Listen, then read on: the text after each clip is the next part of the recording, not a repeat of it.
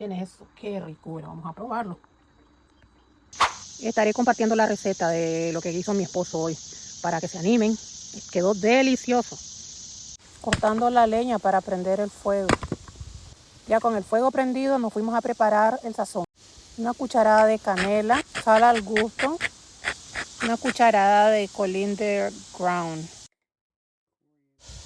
una cucharada de comino, pimienta al gusto, una cucharada de chili pepper,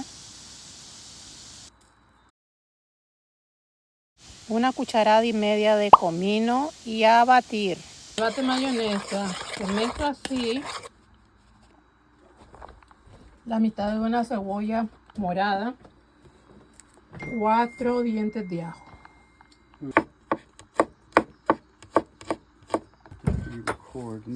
6 pedazos de...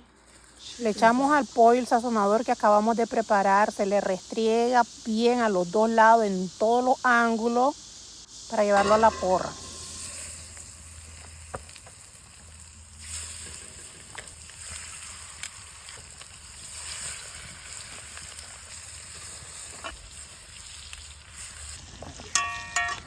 Se fríe bien, cuando se ve doradito se voltea para que se cocine la parte de arriba, también se fría bien la parte de arriba. Ya cuando los dos lados está bien sellado y se ve ya frito, se le echa la cebolla y los 4 dientes de ajo que cortamos.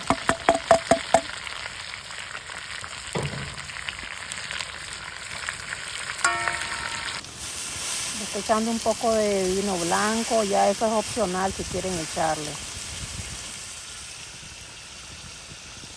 Se le echa una lata de tomate, de salsa de tomate.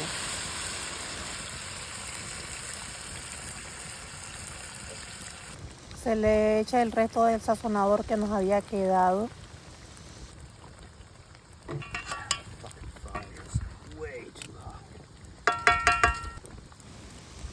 Eso también ya es opcional. Si le quieren echar.